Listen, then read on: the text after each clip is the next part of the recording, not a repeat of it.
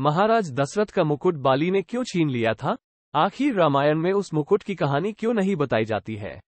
आखिर क्या हुआ? बाली महाराज दशरथ का मुकुट लेना क्यों चाहता था? महाराज दशरथ का मुकुट छीनकर बाली ने किसे दिया था? एक और मुकुट की बात रामायण के युद्ध में आती है। वो मुकुट कौन सा था जिस मुकुट को अंगद ने उठाकर फेंक दिया था? आखिर इसका कारण क्या था? एक बार तो बाली पुत्र अंगद ने माता सीता को दांव पर लगा दिया था। दोस्तों, अंगद ने ऐसा क्यों किया था? वैसे बाली पुत्र अंगद पर बहुत सवाल है, जैसे कि अंगद कितने बलशाली थे। अंगद का पैर बड़े बड़े राक्षस क्यों नहीं उठा पाए? कहते हैं रावण भी अंगद के पैर को नहीं उठा पाया था। दोस्तों, ऐसे बाली और अंगद पर बहुत सवाल उठे हैं। क्या आप इसमें से किसी बात का कारण जानते हैं? यदि जानते हैं तो वीडियो को अभी रोककर कमेंट में लिखिए आप जो भी इस बारे में जानते हैं। आप में से बहुत से दर्शक इन सभी बातों के बारे में नहीं जानते हैं। इन सभी सवालों का जवाब आज इस वीडियो में जानेंगे। सबसे पहले बात करेंगे महाराज दशरथ के उस मुकुट की जिसे वानर राज बाली ने छीन लाया था। वैसे तो महाराज दशरथ को इंद्र के समान महान प्रतापी जाना जाता है। उनके राज्य में कोई भी प्रजा दुखी नहीं थी। वो देवताओं का हमेशा साथ देते आए थे। महाराज दशरथ ने देवासुर संग्राम में इंद्र देवता के कहने पर साथ दिया था। उसमें देवताओं की जीत हुई थी। उस समय बात दरअसल ऐसी थी, संबर नाम का एक असुर हुआ। वह समस्त देवताओं का शत्रु बन गया था। उसने अमरापुर और वैजंतीपुरी को जीत लिया था। उसके भय से देवता स्वर्ग में ठहर नहीं पाए। इंद्र ने ब्रह्मा जी से बचने के लिए उपाय पूछा। ब्रह्मा जी ने कहा कि राजा दशरथ को ले आओ, असुर संबर उसी के हाथों मारा जाएगा। तब देवराज इंद्र स्वयं अयोध्यापुरी में और राजा दशरथ के अयोध्यापात को देखकर उनको पूजा पाठ करके राजा दशरथ ने उनको ऊंचे आसन पर बिठाया। इंद्र ने उनसे कहा, तुम हमारे मित्र हो और हमेशा से देवताओं की मदद करते चले आए हो। इस समय हम संकट में पड़ गए हैं, इसलिए तुम्हारा कर्तव्य है कि तुम्हारे मित्र की रक्षा करो। इंद्र ने कहा, हम संबर असुर से हार गए हैं। उसने देवगणों को खदेड़कर स्वर्गपुरी पे अधिकार कर लिया है। यदि तुम हमारे सहायक बनकर युद्ध करो, तुम्हारे प्रसाद से देवताओं की रक्षा हो सकती है। ऐसा कहकर इंद्र वहां से चले गए। राजा दशरथ संबरासुर का वध करने के लिए सज गए। सास सास की धूम मची रही। हाथी घोड़े सज गए। राजा की चतुरांगनी सेना रथ, हाथी, घोड़े तथा वीर पदार्थ सैनिकों के दल से चले जा रहे थे। राजा दशरथ 100 सैन्य के साथ इंद्रपुरी में पहुंच गए। राजा दशरथ की सेना को देखकर देवताओं का शत्रु संबर क्रोध में भर गया। उसने बाणों की वर्षा कर दी। महाराज दशरथ के शरीर को भेद कर जर्जरित कर दिया। उनकी सेना को डराकर भगा दिया था। एकाकी राजा दशरथ रह गए थे। तब कुपित होकर राजा दशरथ ने सरसंधान करके सारधात से दैत्य सेना के प्राण ले लिए थे। वो नाना प्रकार के अस्त्र बरसा रहे थे। पवन गति से रथ तो चलाकर अमरावती को बाणों से आच्छादित कर दिया था। उस तरफ संबर की प्रखर सेना युद्ध कुशल थी। उसने राजा दशरथ की सेना को बीध डाला था और जर्जर कर दिया था। संबर सेना ने लाखों बाण छोड़कर स्वर्गपुरी को बाणों से भर दिया था। सर्वत्र बाणों की वर्षा जानकर महाराज दशरथ इसका तोड़ सोचने लगे। तब एक राजा दशरथ के मन में एक गंधर्व अस्त्र का ध्यान आया। इस प्रकार से अस्त्र की स्वेच्छा त्रिभुवन में नहीं थी। एक बाण से 3 कोटि गंधर्व प्रकट हुए। त्रिपुडल असुरों के साथ लड़कर मारकाट करने लगे। भयंकर बाण वर्षा करने लगे। राजा दशरथ के एक ही बाण से सारा का सारा असुर दल नष्ट हो गया। सेना रक्तरंजित मूर्छित पड़ी रही। उससे सारी अमरावती ढक गई। बाणों के छा जाने से वहां अंधकार हो गया था। राजा दशरथ दैत्य को युद्ध से निस्तार ना देखकर उसे खोज रहे थे। उसे कहीं देख नहीं पाते थे। राजा तो शब्दभेदी बाण चलाने में माहिर थे। भावी प्रबल होने से दानव की मृत्यु निकट थी। दूर खड़े राजा ने तर्जन किया। तब संबरासुर की आवाज सुनकर राजा ने बाण छोड़ दिया। राजा का बाण अग्नि की गति से संबर की ओर चल दिया। उसने संबरासुर का मस्तक काट दिया। मानव होकर उन्होंने संबरासुर का वध कर दिया। राजा देवताओं के साथ सुखपूर्वक स्वर्ग पर राज करने लगे। इंद्र ने कहा, हे दशरथ, तुमने हमारी रक्षा की है। तुम हमसे जो चाहो वो वरदान मांग लो।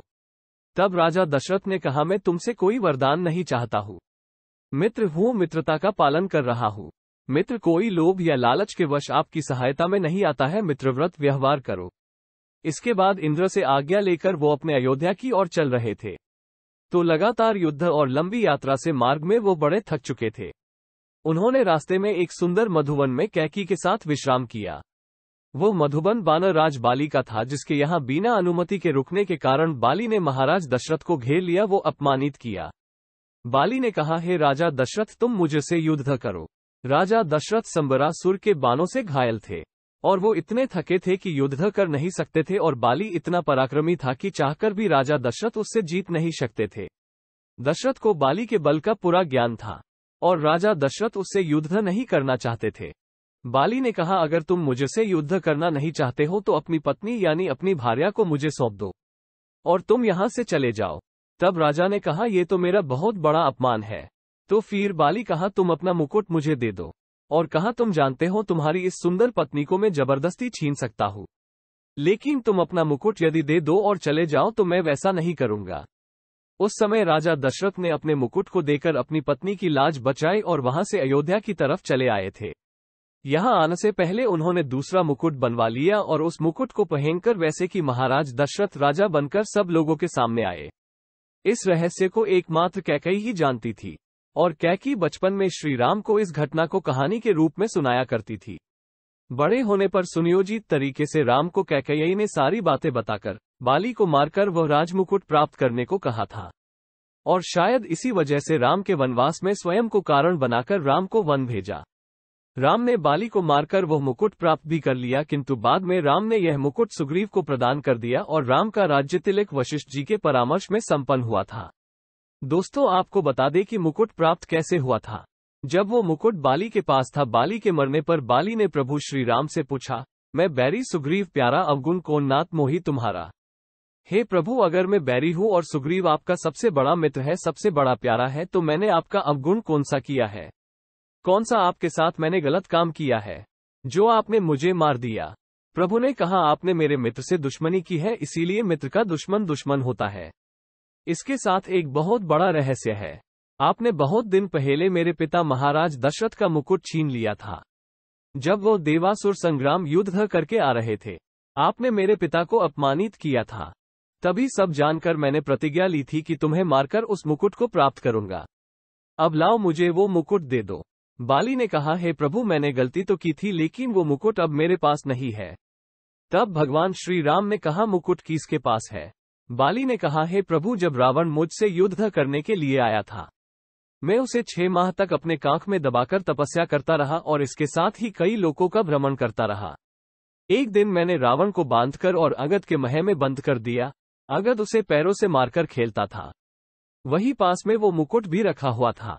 उस मुकुट को लेकर रावण भाग गया, क्योंकि अगद जब उसे पैरों से मारता था तो उस समय तारा को दया आ गई कि ये ब्राह्मण है और ब्राह्मण को पैरों से अगद मार रहा है, वो अच्छी बात नहीं है। उस दया के प्रभाव से रावण भाग गया, साथ में मुकुट भी ले गया। वो मुकुट रावण के पास है। उसी मुकुट को अगद ने जब रावण उनके पैर उठाने गया तो उस समय वो मुकुट नीचे गिर गया। उसी मुकुट को उठाकर अगद ने रामाडल में फेंक दिया था, जिसको स्वयं राजा विभीषण ने बताना था कि ये मुकुट रावण का है। दरअसल वो रावण का नहीं था, बल्कि वो मुकुट था राजा दशरथ का, जिसको देख भगवान श्री राम समझ गए कि अगद ने आज अपना काम कर दिया है। उसको बाली मरते हुए श्री राम को सौंपते हुए कहा था कि ये काम सिर्फ अगद मेरे करेंगे। अगद को उसकी जिम्मेदारी दे दी थी महाराज दशरथ का मुकुट श्री राम को देने की, और अगद ने वो काम कर दिखाया। इसके बाद मुकुट का कहीं भी जिक्र रामायण में नहीं मिलता है। इस तरह श्री राम को महाराज दशरथ का मुकुट प्राप्त हुआ था। दोस्तों, रामायण में ऐसी कई रोचक कहानियां हैं जिनके बारे में हमें कभी किसी ने कुछ नहीं सुनाया। आगे मौका मिलने पर हम आपको अवश्य सुनाएंगे। आपने अभी तक हमारे चैनल को सब्सक्राइब नहीं किया है तो तुरंत ही कर लीजिए। कहानी अच्छी लगी है तो लाइक भी जरूर कीजिए। धन्यवाद।